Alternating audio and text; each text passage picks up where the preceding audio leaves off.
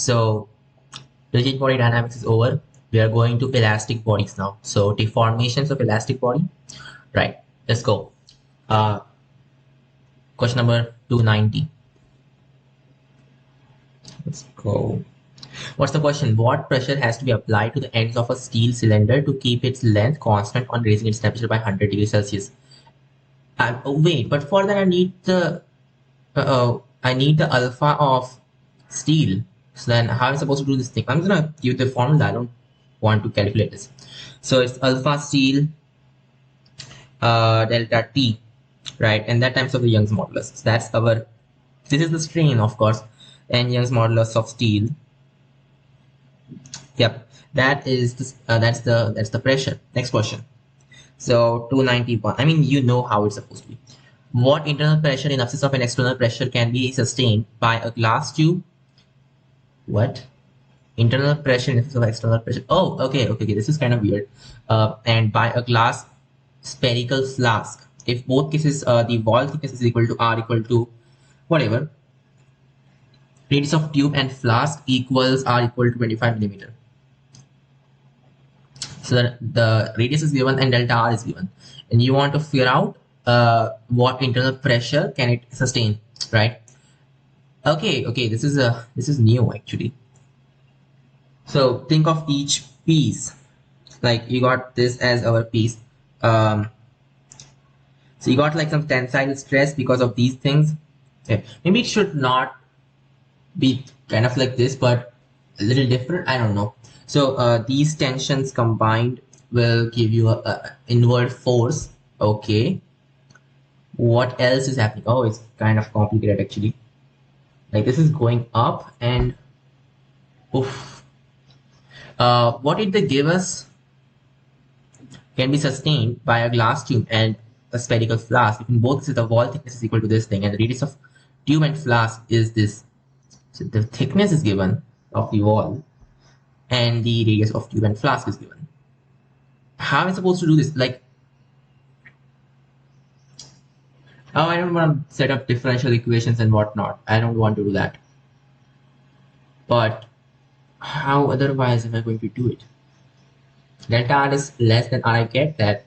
I get how that's happening, but it's just, yeah, I can't understand what exactly I'm supposed to do, right?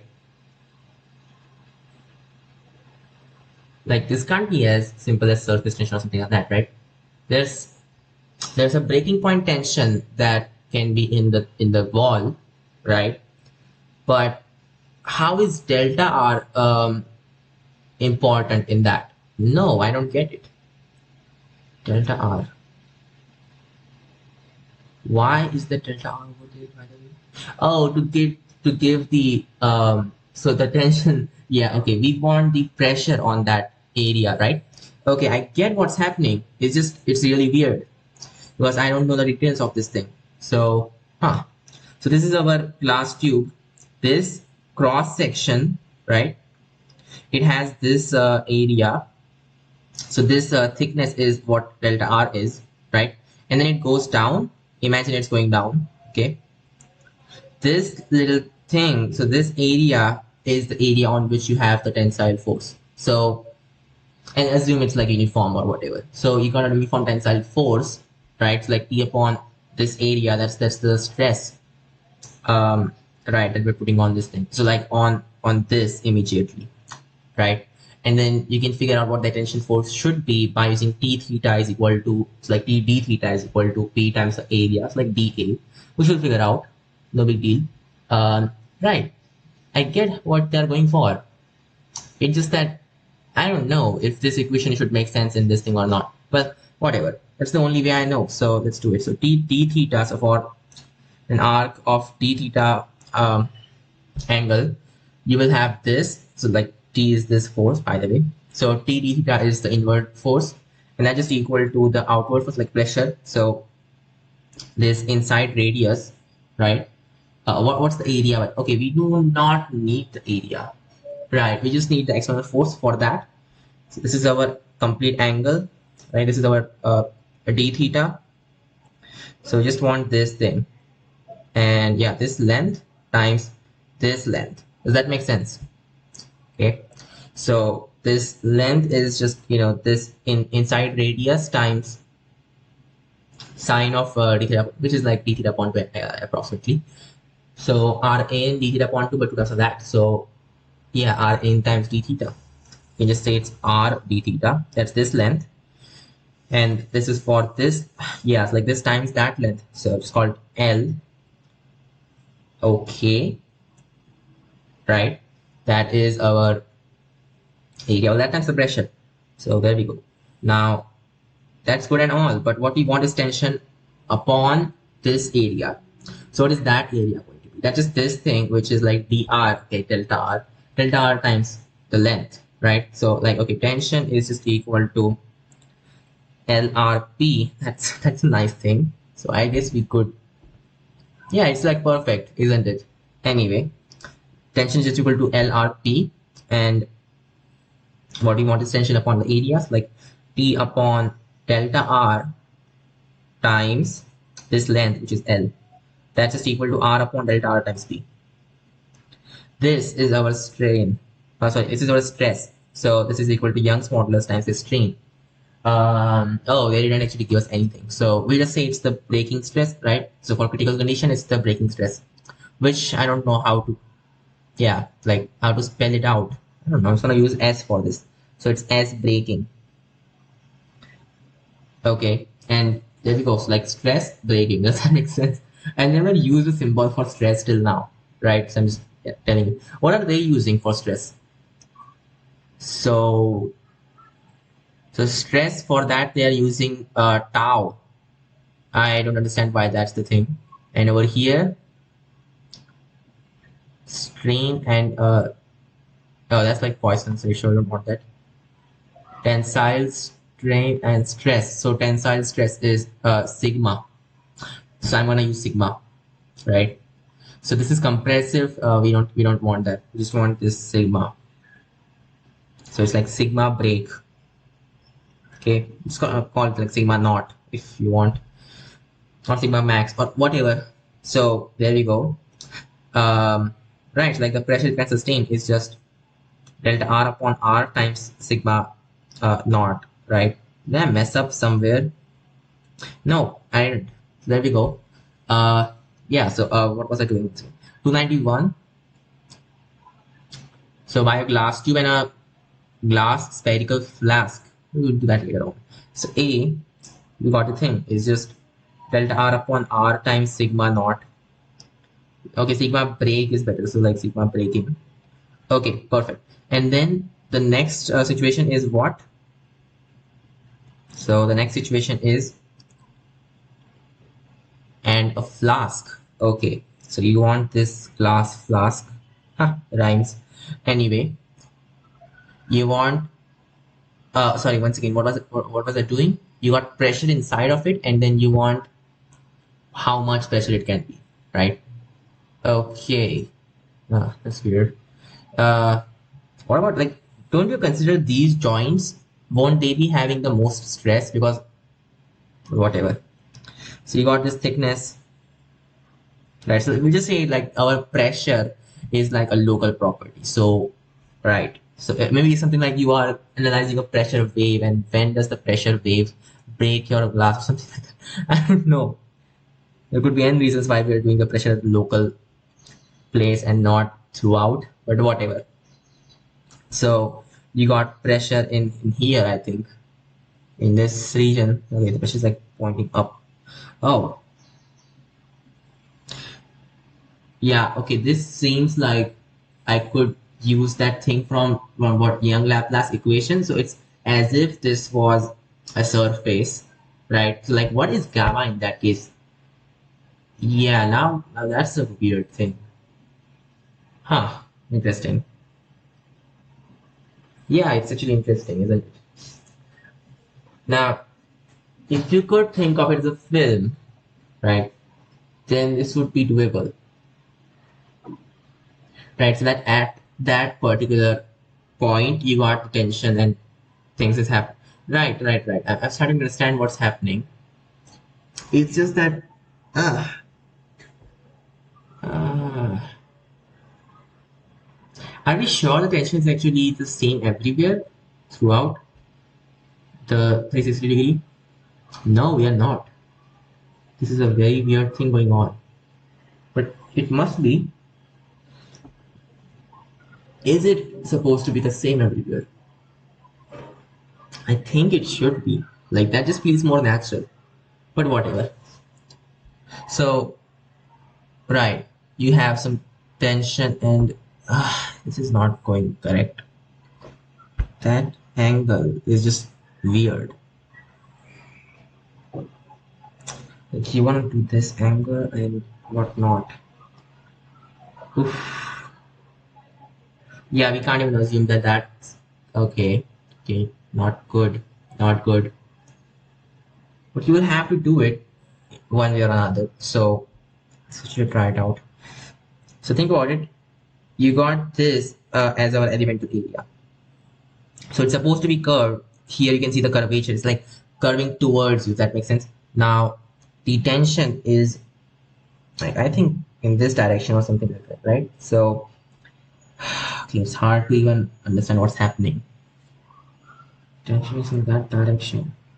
Is it the tangential direction or what? Or is it having a Z component? I think it's having a Z component. Yeah. It's like along this line, okay, perpendicular to that line, right? Okay. And also this thing. So it's perpendicular to that and that. That doesn't look correct. Not this. You would want this thing, right? It's perpendicular to that and this. Well, okay, both are the same thing because the plane is the same, right? So perpendicular to this whole plane, right? Oh, then there's only the tangential component. There is no Z component because then it would not be perpendicular anymore, right? So, okay, that's a good thing, I guess. So it's completely tangential. Okay. So for this element area, this is completely tangential. Okay, this and this are different things, by the way, right? So it's the area on which the pressure is acting, and this is the area on which the tension is acting. Okay, and this is man, the first question is so weird. How can I keep going like this? The tension is in the tangential direction. Cool. What is the dA? Like, what is this area actually? So it's like it's delta R.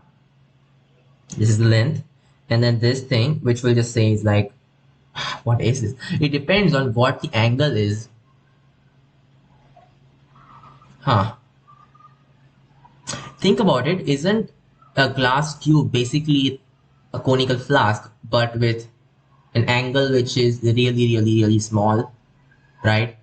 In that case, it would just be a glass cube at the very bottom. It would be like that. So can't we just use that?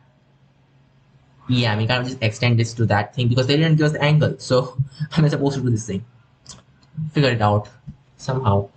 They also didn't give us the height. So that's another problematic thing. Oh, sorry. Okay. Oh God. It's a spherical flask. Wait, I was doing that question 91. Why did I think it was a conical flask? No, it's a spherical. Sorry for that. It really is a spherical flask, not a conical one. The conical one would be much more. Matlab, conical flask would be like much more uh, general, but whatever.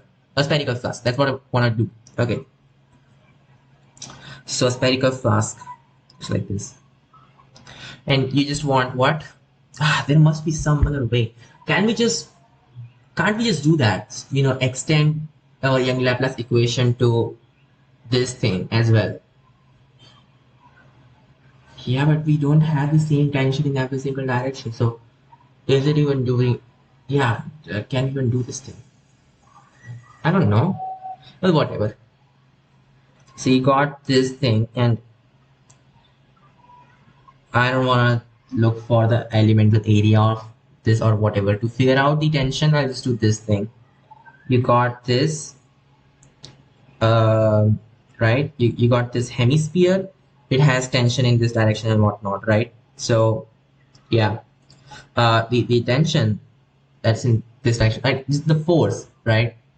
That force upon this area, because this area is like the area vectors are pointing in the same direction everywhere, and it's like by symmetry you can see that that's the tension. And also by symmetry, you can see the tension is same everywhere. So yeah, that counts. Then you can just use this thing that tension force is just equal to our pressure times this area, right? Just take a component of that, which is just by r squared. Okay, perfect. And this tension upon the upon this area is what we look for. So our strain is just p times of pi r squared upon this area, which is what? It is 2 pi r and then dr. That's just delta r in this case. So there we go. This cancels with that. This is just this. Just equal to p r upon 2 delta r. That is our strain. So the pressure is just like, okay, 2 delta r upon r times our strain maximum, which seems like max strain or break strain or whatever.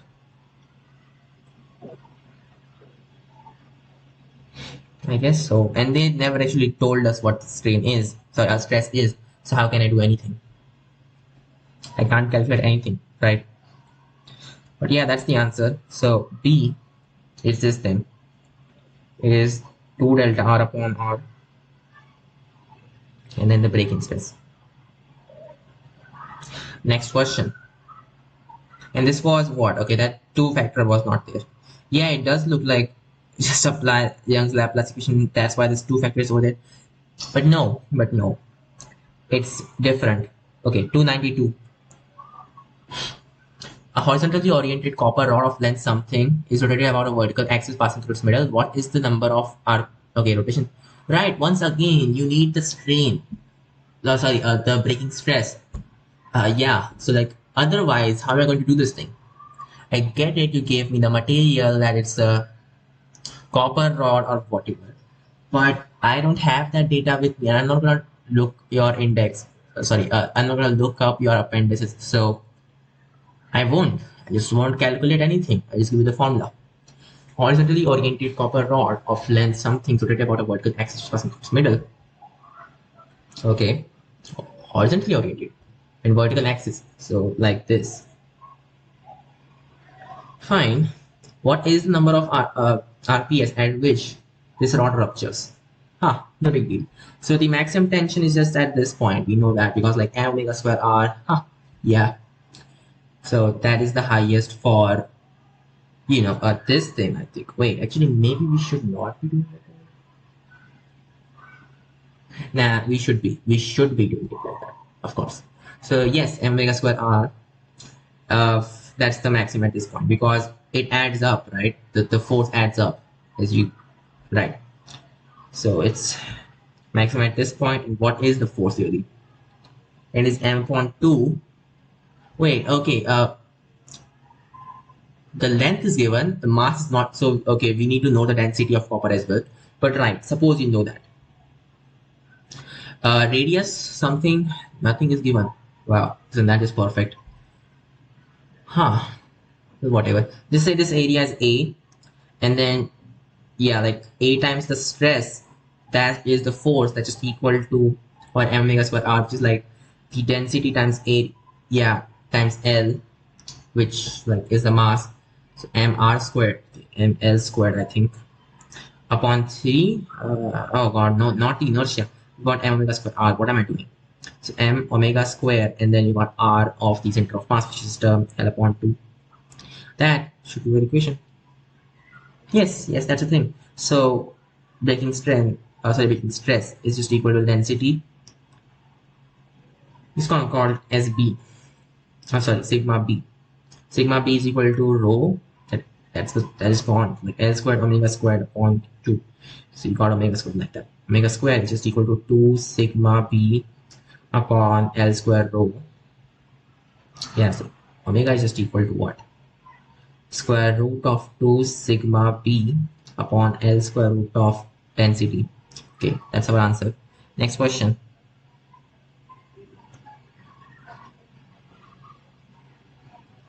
Next is 293. Okay, a ring of radius r made of lead wires rotated about a stationary vertical axis. The same thing as the last one. passing through the center and perpendicular to the plane of ring, of course. Oh, it's a ring now, not a rod. Okay. What is the number of RPS at which? Okay. Once again, the same kind of thing. So, use like symmetry and whatever you want to get this thing done. So, like you got this ring. Oh no, you need the center of mass of this thing. Oh, that's not nice. Okay, so then just do elemental analysis, because why worry about all that stuff? Actually, we do know a way to get that. Oh yeah, I actually made a video on this thing, and now I don't remember it. What's the thing? Like r sine theta upon something like that. I don't remember the thing. So we just do elemental analysis. So this is the like thing because of r d theta, right? That's this length. This is our dr. Okay. This area, we don't know what that is, but like called A. Yeah, so like sigma A, that's the tension. So this times d theta is the centrifugal force, and that's just equal to m omega squared r. M is just the, we need the density, right? So lead wire, we need a density. Rho A and this length, which is r d theta. Okay, it's m omega squared, and r is just that. So yeah. That's the thing. So the theta just cancels. A cancels. Then it's just things like sigma is equal to rho r squared omega squared. Isn't that right? So our omega is just equal to square root of, well, okay, you can just take that down. So like 1 upon r, and then you got square root of sigma breaking upon the density. So for a ring, this is the thing. The breaking omega is just this. I'm gonna call it breaking omega actually. Omega for rupture. Omega for rupture. Next question. 294. A steel wire of diameter something is stretched horizontally between two clamps located at distance something from each other. The weight of mass is suspended from the midpoint of the wire. What will the resulting descent of point O instead? Once again, you need the Young's modulus. Okay, whatever. What is the resulting descent of the point? Okay, as you wish. So this is the thing. You got some descent y. This length was what? Distance L is just this thing. It's just L upon 2, right? Okay, so you got descent y, L upon 2 distance, and then you got some tension T, I think. So that's tension T, and then you know this tension just has to be mg. That's pulling it up, and then force analysis on this part, mass is 0, so tensions must debut to 0. Right, so the vertical force because of this tension is just like T times of y upon L upon 2, right? And then you want 2 times of that guy. So just 4ty, what am I writing? 4ty upon L.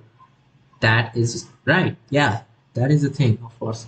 This is equal to our mg or weight. Okay, just call it W because they give the mass. Fine, so mg. So you got the tension in that case. P is just this, right?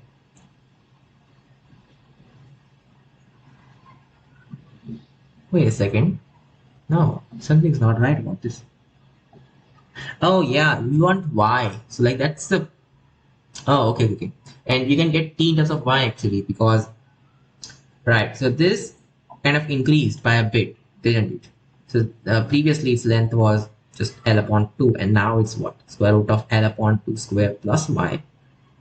Even though y is like very small, so we can actually approximate this thing as L upon 2, and then you got 1 plus 1 upon 2 of y upon L upon 2, right? The square of that. Oh, it's square, sorry. Okay, so y square upon L upon square, right? So like y square upon L square upon 4, and then minus 1. So this cancels. It's just this thing that you have to do. Or you could rationalize this thing or whatever. So rationalizing, you just get like y squared upon, well, yeah, like 2 times of L upon 2, right? It's like y squared upon L, that's what you have got. In this case as well, actually just getting that because 1/4 cancels. And then you've got y squared upon L. So that is the thing. Yeah. Wait, what was it once again? Yeah, that's a change in length. So upon the original length, which was just L, so y squared upon L squared is our strain. So our tension is just y squared upon L squared, which is our strain, and that times of, so the strain in each wire actually, same, of course. And this thing times our sigma. Oh, sorry, our Young's modulus. That's the thing.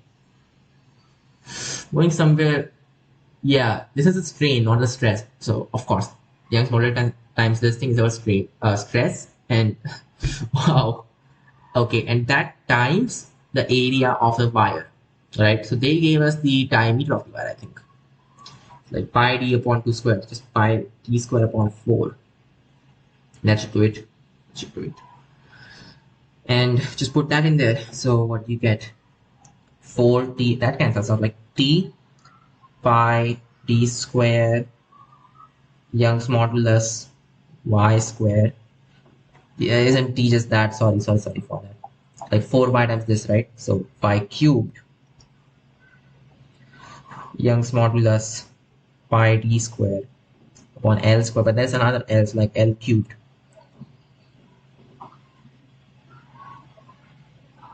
Yeah, all the factors are there. Perfect. Just equal to mg.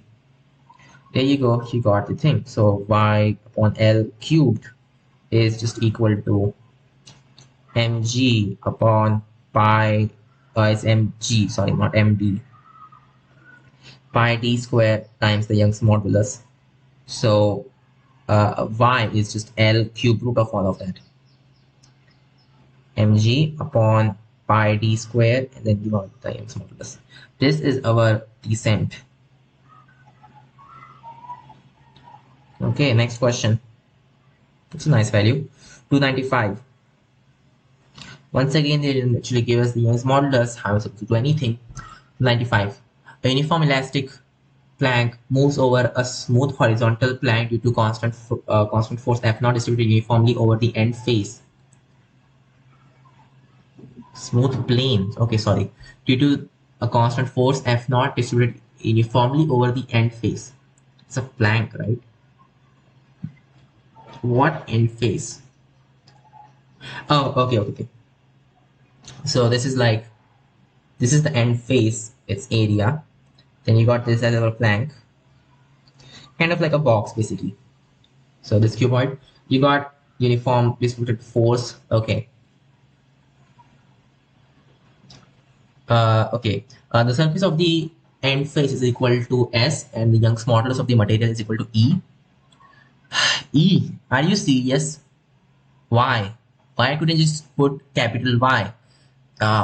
Find the compressive strain of the plank in the direction of acting force. What do you mean by that? It's a strain. Okay, just delta upon L, although it's not the same everywhere, but like average strain, if you will. Fine. So you just need to figure that out. So at some, distance x, like we know that the stress over here, it's got to be 0 because this is a very small mass. So we'll just say this is our x equal to 0 point, and then from that you have some point x, and then you got this amount of mass. So x upon L times the force, right? So like F naught. That is the, yeah, and this completely is just L. Okay, this is, and this is of course L, by the way. It's a complete thing, right? Just L. Okay, and x upon L of F naught. You can do the thing. I won't do it. So that is the tension at this point. So this thing upon the area is what you look for. So this upon the area, that's our, well, isn't like A times of L is the volume, but whatever. We'll do that later on. Right. This is basically, the, what we call it, the stress, right? So this upon the Young's modulus is our strain, which I'm gonna call as capital Y, not capital E. How can they even drag it like that? So this is our strain, which is actually just delta L upon L, right? Well, okay, this is not exactly the thing. It's not delta L upon L. It is this thing. It is, how do I say this thing? It's just a strain. Okay, so this strain times the length of the element on which this strain is, which is just dx. That is the elongation. Does that make sense? So our elongation, which we call like small e, that is the integration of this thing from x is equal to 0 to L, right? Yeah, and that's just what you got, x square upon 2, like x square upon 2, whatever. So f naught L upon 2a Young's model. That's our elongation, right? So this thing upon, or just delta L if you will, because yeah, our elongation is just that, so like delta L. So this thing upon L is our net strain, which is just f naught upon 2a Young's modulus, right? F naught upon 2a Young's modulus. Cool. Next question.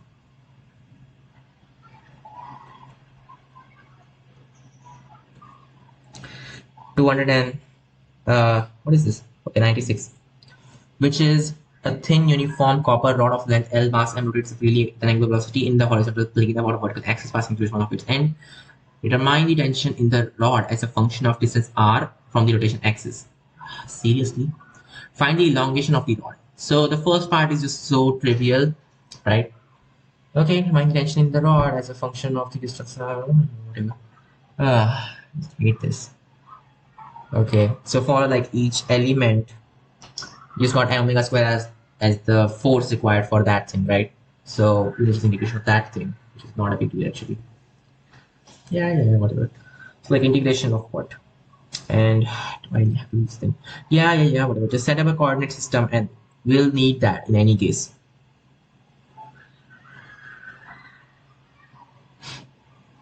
So, you know, this thing is just x and this thing is dx, and a thin uniform copper rod of length L, mass m. Linear mass is just m upon L, so lambda is equal to m upon L. Okay, uniformly angular velocity omega, right. Cool. So, you know, the force on this complete thing, what's that going to be? Just like integration of, do I really have to do this? No, I don't have to. Just m omega square r, and what's the m of this guy? It's just L minus x upon, maybe that's not the best way to do it. Yeah, maybe the best way is to actually start from this side. I know it's weird, but like whatever. So this is actually x and this thing is dx. Huh. Look at that value. Okay. So the reason I'm doing this is because at x equal to 0 you have stress equal to 0. So yeah. Now what's the mass of this guy? It's just x upon L times m. Okay, that's pretty obvious. I don't need this constant for that. Now you want m omega squared r. And what is r? R for this thing is just this whole length, which is L minus x, plus half of this, so x upon 2, which is like L minus x upon 2. Isn't that right? So L minus x upon 2.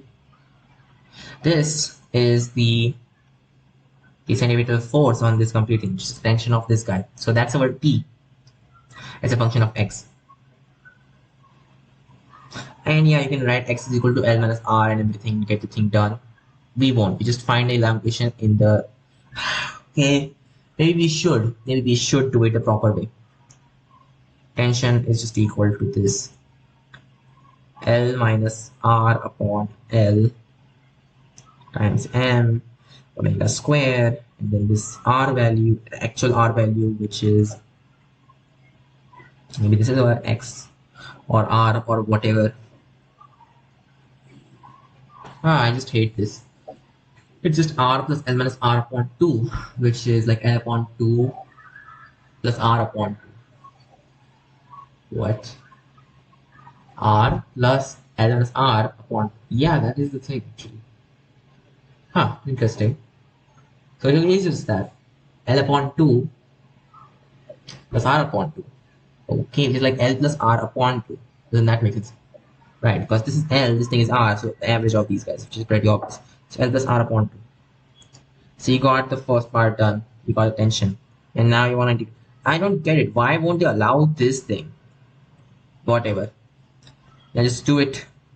So you got the tension at every single point. Now I just want to find the elongation first of all. So like, it's gonna take forever, isn't it? Okay, so our strain is what? Okay, this was the stress. This whole thing upon the area, and we don't know what the area is actually.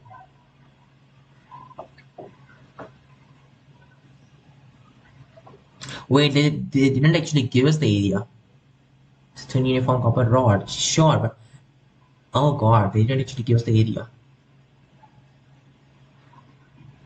It's a copper rod, right? Maybe that's the thing. So, right, that what you can see is like the volume, which is just the area times length times the density is just equal to m. So you can just figure out what our area should be. The area is just m upon rho l. So just divide by that thing. It's like rho l times all of that, which is just rho times l minus r omega square, and then you got l plus r upon 2, right? I think. Why don't we write this as like L square minus R square later? First of all, just do this thing. Uh, well, yeah, that is the thing actually. It's just A times L times rho. So, yeah, this is the thing. Okay, that's just perfect. So you got the tension, sorry, the stress, which is just rho omega square times L square minus R square, and that thing upon 2. And now I just want this thing times dr. So that's our, d delta L, right? So this is the thing. Oh, this is the one Young's modulus as well. So Young's modulus, and now this is the correct equation. And then just integrate. So like delta L is just equal to the integration of this thing. So you got rho omega square upon 2 Young's modulus, and you want to integrate this thing just like L squared times R. So L cube basically minus L cube upon 3, 0 to L, right? So yeah, just got 2/3 over there. This thing, and you got L squared. Cool. So that's our final thing. That's what delta L. So you got the tension and you also got this thing. Perfect, I would say. You don't want the stress, you just want the tension, right? 296. Yeah, that's the thing. So we got tension and you got the delta L. So once again, delta L is just what? Rho W square, sorry, rho omega squared L squared upon 3 Young's modulus. Perfect. Next question. And yeah, just tidy this up a bit. M omega square upon 2L, and that times of L square plus R squared. That's a better thing, I think. So that's just our tension. Everything else we don't need.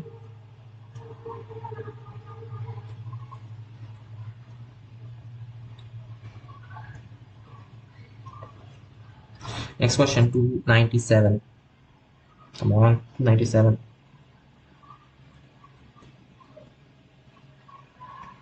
What is 297? It is a solid copper cylinder of length something placed on a horizontal surface and subjected to a vertical compressive force directed towards and distributed uniformly over the end face. Okay, it's like squishing. Okay, what will be the resulting change of the volume of cylinder in cubic millimeters? Resulting change in the volume. Oh, so you have to use like Poisson's ratio for this thing, which I don't know how to symbolize. What is the Poisson's ratio? How is it written? It's mu, right? Okay, so it's called mu. Fine. 297. Okay, solid copper rod of length something placed on a horizontal surface and subjected to a vertical compressive force that is equal to 1000 newtons directed downward and distributed uniformly over the end face. What will be the resulting change in the volume of cylinder in cubic millimeters? I get it. So you can figure out what, yeah, like, okay, F upon A times Y, that is equal to delta upon L. So like delta L, you know that much. Huh. I can give it in the percentages, right? Okay. And okay, area, that's kind of a weird thing. So what was the thing once again? Um, like F upon A.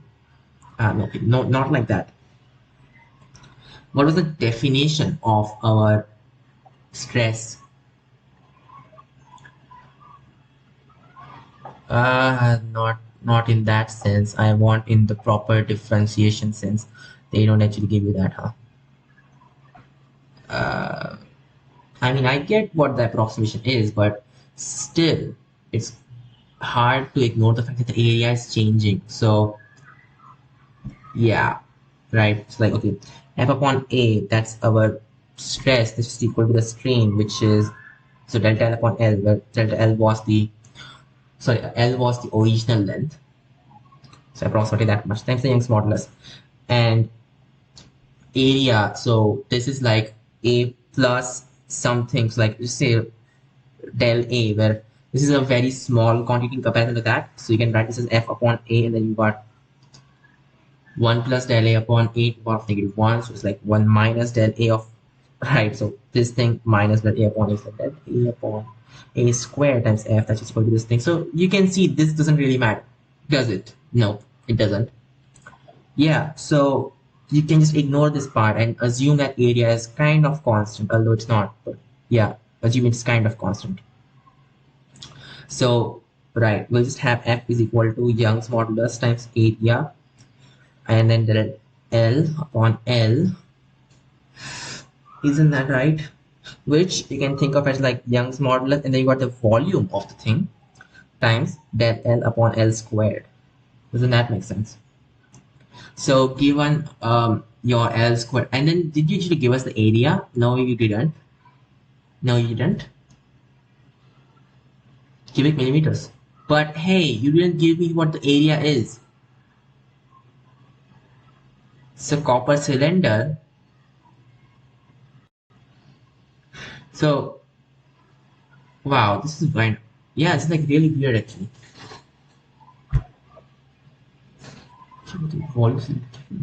Doesn't it actually depend on the area? Maybe it doesn't. Who knows? We'll figure it out anyway.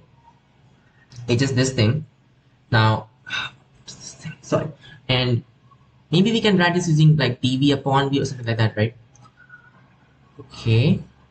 Think about it. So okay, just leave it like that for now, and we'll try to think about it. Your dV upon V, that is equal to 2 dr upon r. So r is the radius plus dl upon l, right? But we know that the lateral strain is just equal to the Poisson's ratio times the longitudinal strain. So you can put that in there. So this whole thing is just equal to 2 plus Poisson's so something's wrong. Okay. 2 Poisson's ratio plus 1, that's more like it, times dl upon n, right? Okay. So whenever we set this thing, we can just convert it to that actually. So this can be written as, this and dv upon v, and then you got this thing, right? So let's put that in there. dv upon v, and then you got 1 upon 2 mu plus 1. Now a upon v, isn't that just the length? So you can write this as like Young's modulus dv upon the length. And I should say delta v. So it's delta v. Okay, that looks awesome. So your delta v can somehow be written even without knowing the area. Huh, interesting. So your delta v is just the force times the length times 2 mu plus 1 and all of that upon Young's modulus. That's just awesome, I would say. This expression, I could actually memorize this thing if I want. And right, it doesn't depend on strain on the stress, and that's the thing. That's why you have this. It depends on the force. Huh, interesting. So that's our change in volume. And once again, they didn't actually give us what y is, what Young's modulus is, so can't do anything. 298. A copper rod of length something suspended from the ceiling by one of its ends. Find the elongation of the rod with its own weight. Once again, it's like a linear thing, and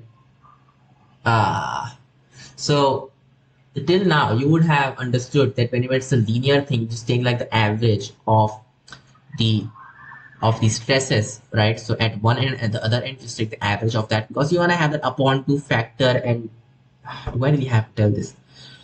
Oh god. Maybe I should. Maybe I should not. So if it's a linear stress, then it can just show you what I mean by that. So our stress, it varies linearly as a function of x.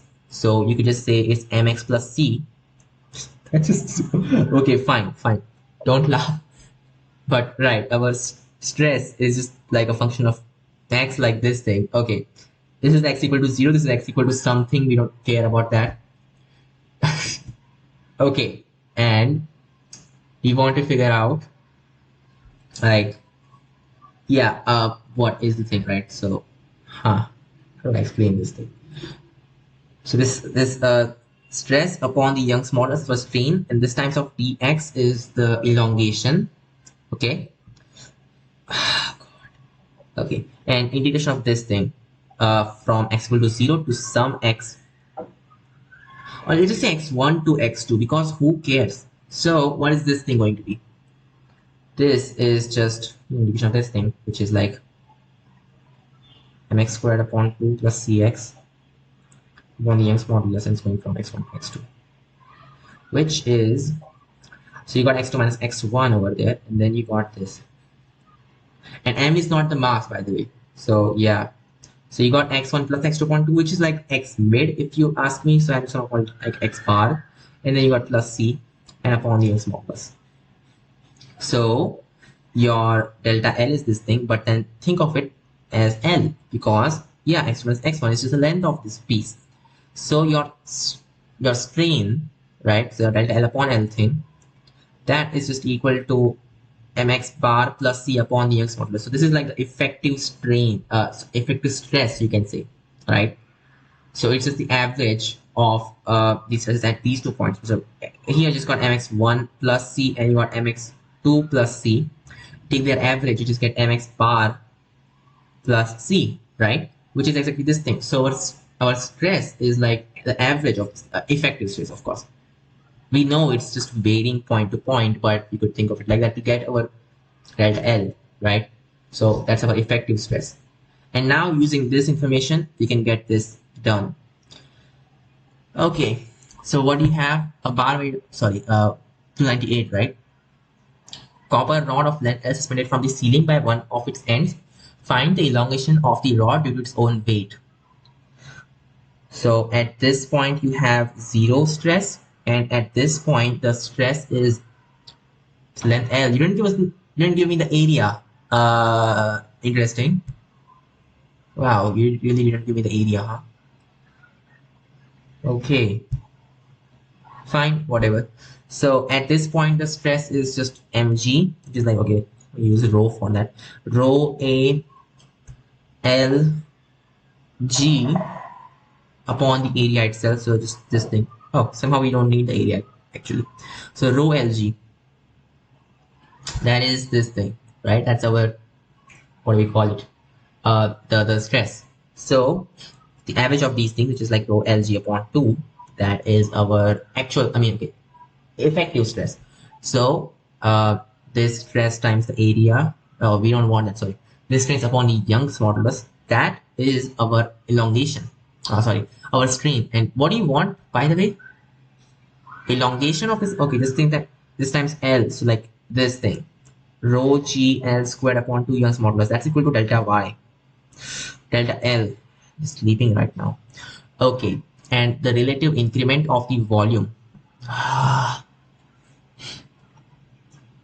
You would need a Poisson's ratio for this thing, right? So once again, what was the thing? dV upon V. So that is equal to 2 Poisson's ratio plus 1 times dl upon L, which we just figured out. So it's just like what?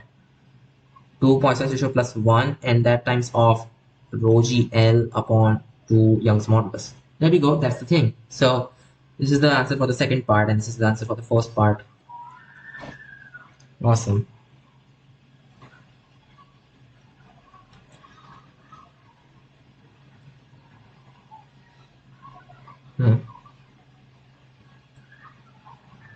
And B is, what is the thing? dV upon V, right? It's like del V upon V, whatever. It's the same thing after all, because you are approximating in any case. right? The fact that it's linearly increasing. Okay, it's an approximation in the first place. So relative increment, it's just this thing. What was the name? Sorry. Yeah, 2 Young's modulus plus 1 times rho g. Am I going correct? Of course I'm going correct. How could it go wrong? Rho g L upon 2 Young's modulus. Next question.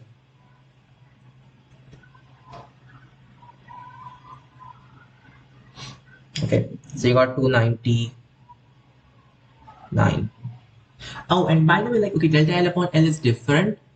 Sorry, our strain is like different throughout, but then maybe it will just cancel out because the effects, like, they just turn out to be this thing somehow.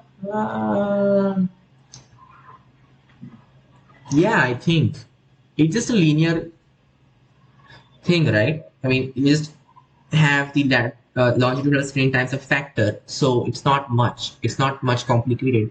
You can write it like this. Yeah, do it in your head. Next, 299. A bar made of material whose x modulus is equal to E equal to Y, capital Y, and Poisson's ratio is mu is subjected to hydrostatic pressure P. Find the fractional decrease of its volume. Oh, okay, so you want to use that. Fine. So our bulk wait. You have the Young's modulus, but where's the bulk modulus? Oh, so you would like need the bulk modulus as a function of Young's modulus. Okay, yeah, I thought so. So B, you will have to do this thing. Fine, no big deal. So our bulk modulus is just, the pressure that you will have. So how do I explain this thing? So force is a good thing. Maybe. Is that supposed to be force? Well, I guess so. So fine, just the force upon the area, that's just pressure. Okay, and this thing, sorry, that's the stress, and that upon the strain. What's the strain, by the way? Just delta V upon V, right? So yeah. But wait a second, we saw a question before about the same kind of thing. Where did that go? Oh yeah, so like 297. What was the thing? Right, so vertical compressive force. Now this compressive force was even throughout the cylinder, right? In this case as well, it's even throughout the cylinder or whatever the shape is. So yeah, you could just use this formula in this case. So a delta V is this. Not exactly what we want actually. We want delta V upon V. We'll figure out. So delta V upon V, this is just equal to what? Yeah, one second, what was this thing? Let's have a bulk modulus, which we can write as, so delta V upon V is just, 2 mu plus 1 times delta L upon, we already saw that. So that's awesome. Delta L upon L. Isn't that just, hey, this is actually not so hard after all. So delta L upon L is just the longitudinal strain, right? And it's just longitudinal stress. So this whole thing is just a Young's modulus. Hey, it was not hard at all actually. So Young's modulus is just 2 mu plus 1 times the bulk modulus or the compressibility or whatever you want to call it. Is this formula correct? Maybe it is actually. Who knows? So, our formula, Young's modulus is 2 mu plus 1. Awesome. Next question. Then you have 2, 1, 0. Maybe this could be applied everywhere because if like for copper you have this thing happening, if for any kind of metal rod or whatever, you have this thing happening, right? But then Young's modulus and bulk modulus are like properties of the material, not of the shape. So this is going to be happening for every single shape of that matter, right? Of that material. Yeah. Wow. It's like this is awesome, isn't it? It sure is. Okay. So you got 210 as the next question. Oh, it's 299, sorry. So it's like 300.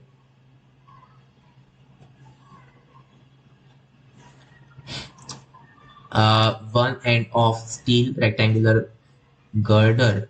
Here 1.4 wall. Okay, this wall. One end, okay, is embedded in a wall. Due to gravity, it sags slightly.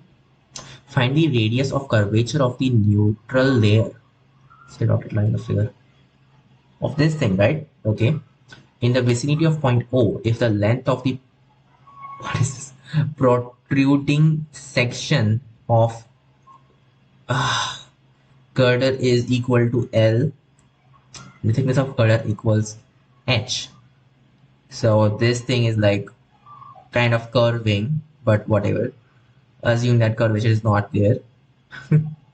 What do you want? Just want the radius of curvature of the. Oh no. Oh no. In the vicinity of point. Oh god, this is not good. Yeah, I don't think it's a good thing. Oh no. I have never seen this question.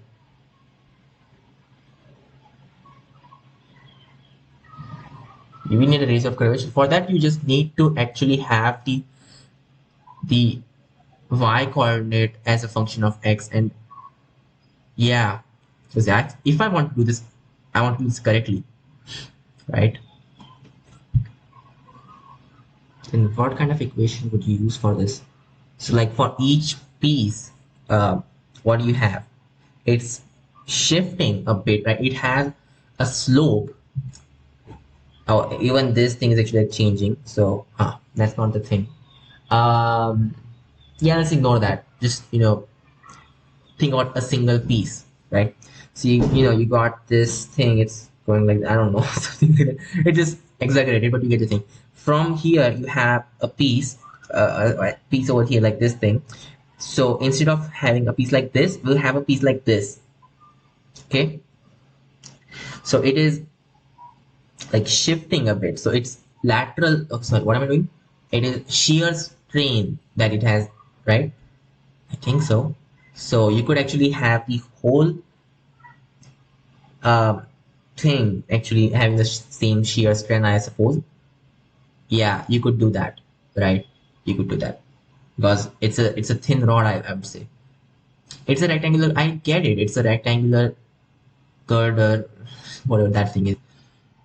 Yes, and it sagged. And I get this, but I'll just say the height, so like the thickness of this thing is small, really small in comparison to L. In that case, it's a good. I mean, it's a reasonable thing to say that maybe just this piece is our element and not the piece inside of that. Does that make sense? Okay. So it's like depending on the slope, I think. So our dy upon dx, that's our tan theta, which is also pretty much just theta value. So that's yeah, and that's our shear strain. And this times of Young's modulus, that's gonna give us the stress, right? So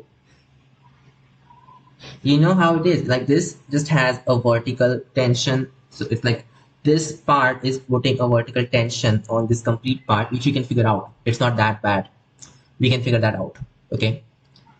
And this is in fact a vertical tension. Okay, not exactly. It's like this times the area would be the vertical tension. So A times of that. This is your tension. So and the tension is just this complete thing.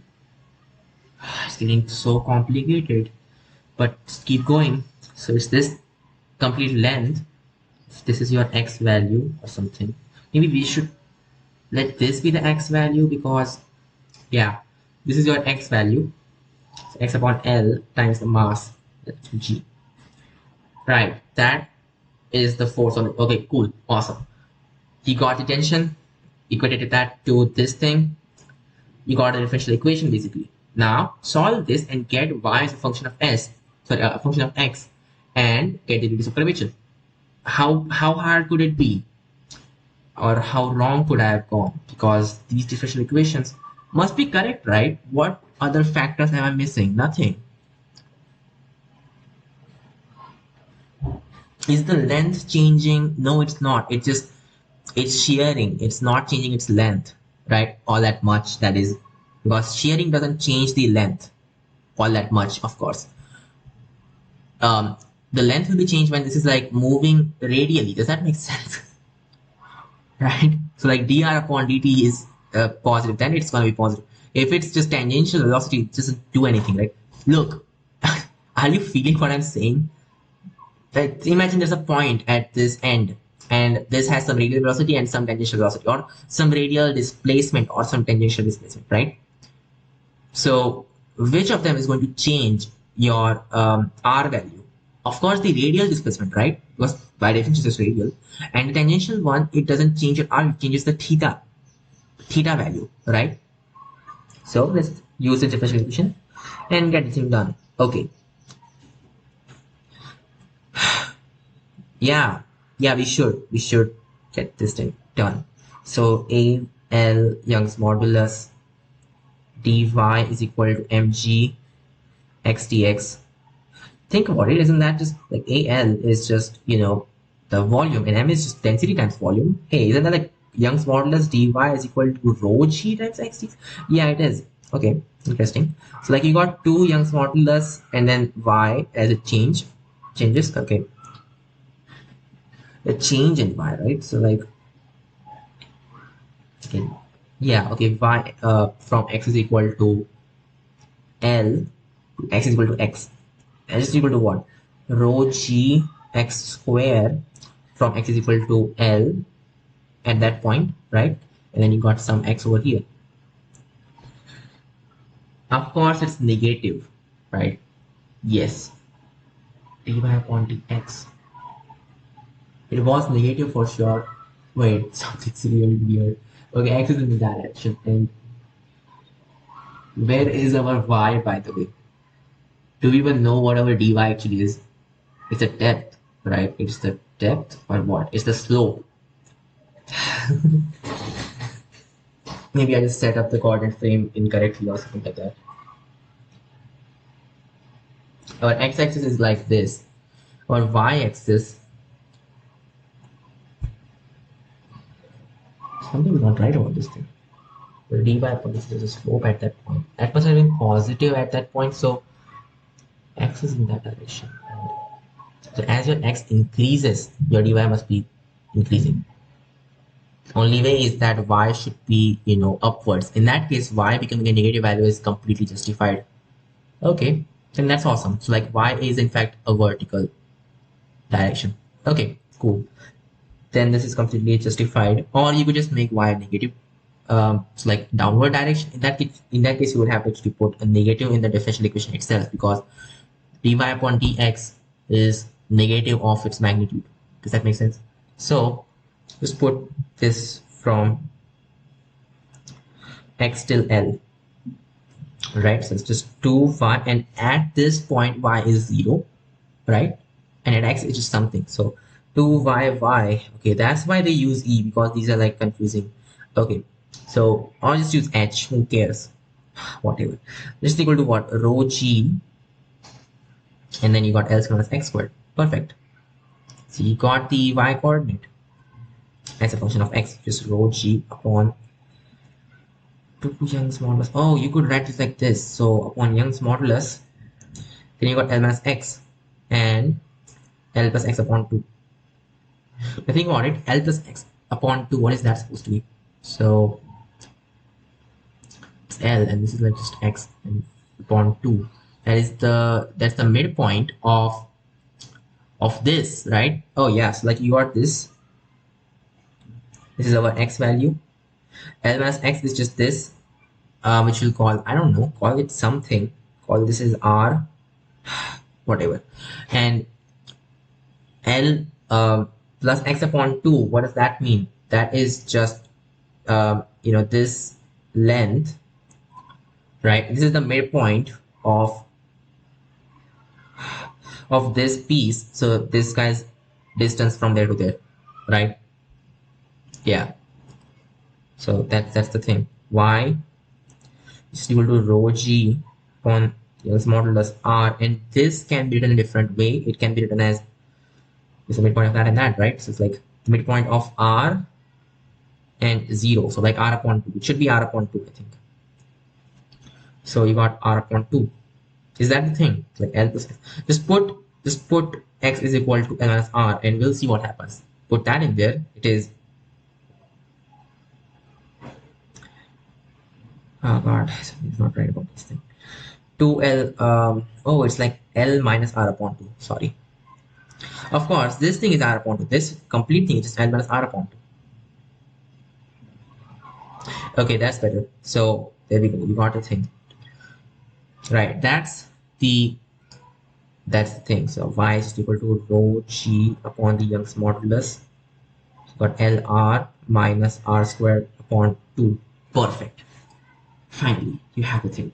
And yeah, if you want this to be our positive, yeah, if you want that to be our x-axis and this to be our y-axis, if you want that, then you can just say y is equal to rho g upon Young's modulus and you got Lx minus x. I think I like that better, right? This is better.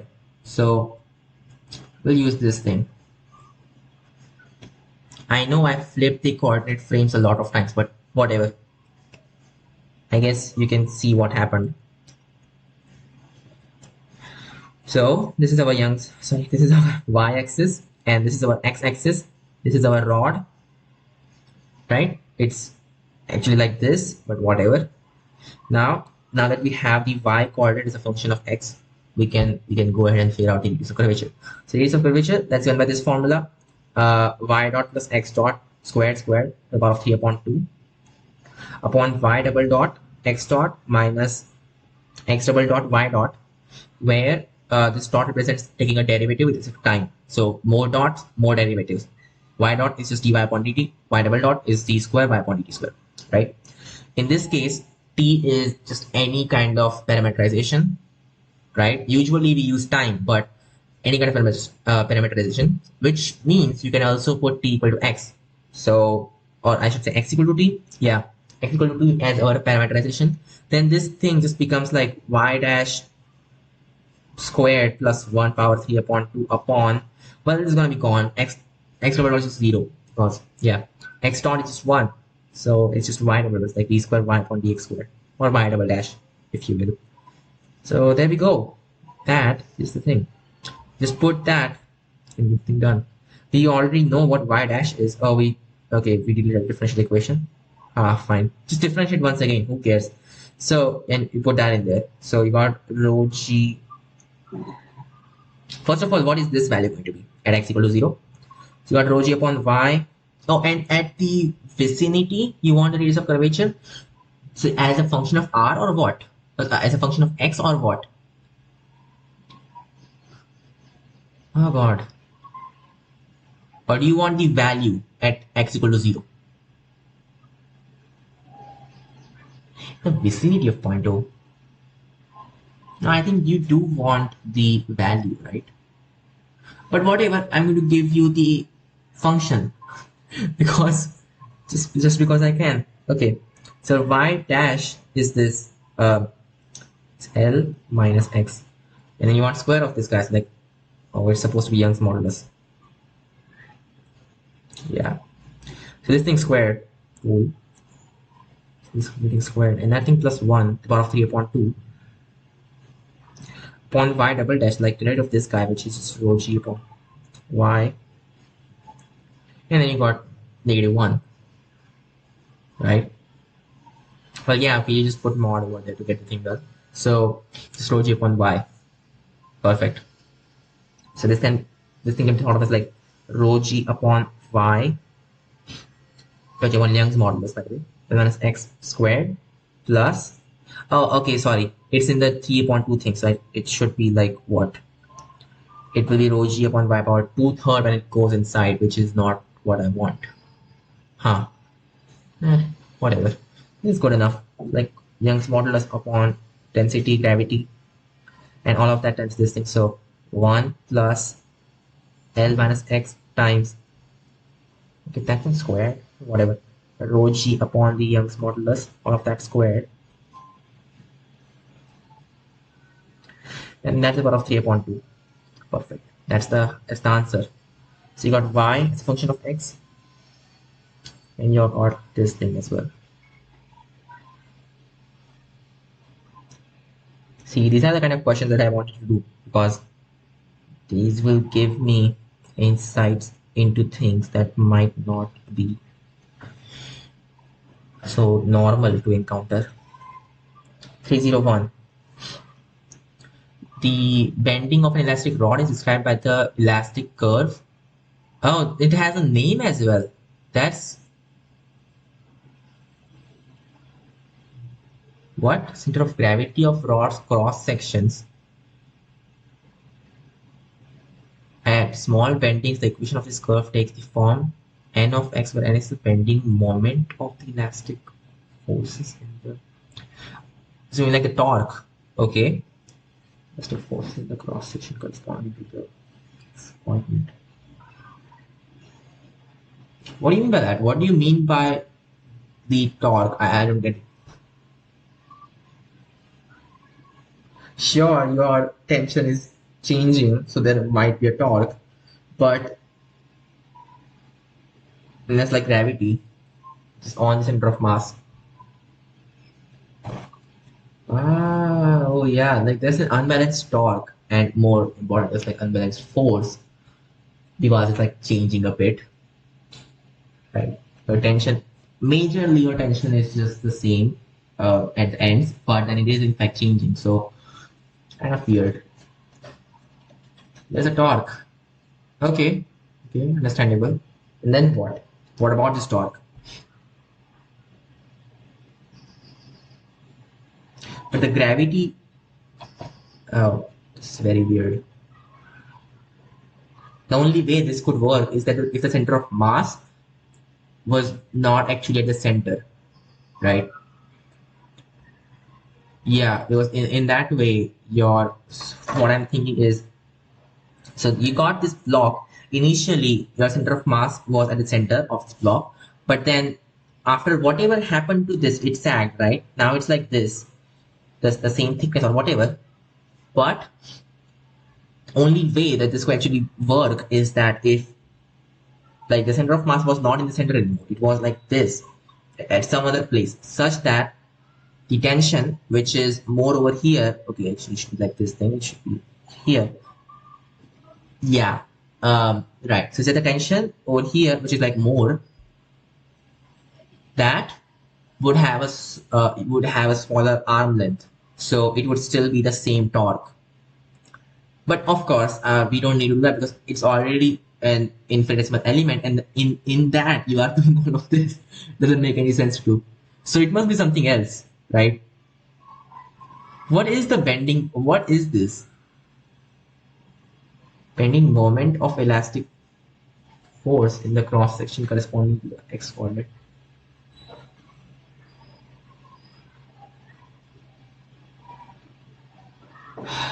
Okay, look, I don't know what's happening. What is this? E square y upon dx square. What?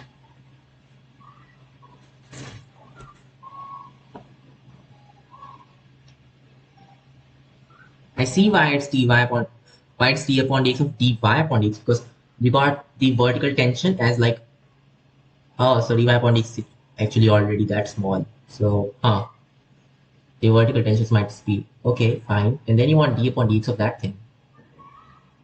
And how is that going to be a torque? I don't know. I is the moment of inertia of the cross section related to the axis passing through the neutral layer. So this, wait, what? What is the neutral layer?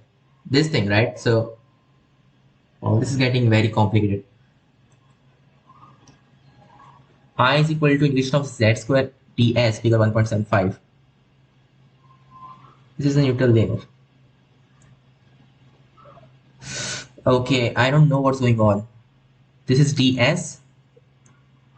Z is this thing. It's integration of what? And what does this block represent? What is this exactly? It's a piece of that, I suppose, but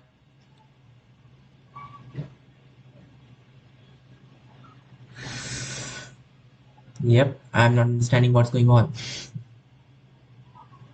This is the neutral layer, right? This is the neutral layer, and you have, this is the inertia. Oh, so you need to first of all figure out this for finite pieces, and then you can do this for that. Okay, it's getting just too complicated, and now I can't go on because I need to know what this is. So fine, let's see the next video. And I guess they might eventually turn out like they give us SHM of this thing or whatnot, because yeah, that's something I want to do myself. If they actually introduce that, I'll be really happy actually. Okay, so that's it. I'll see you in the next video.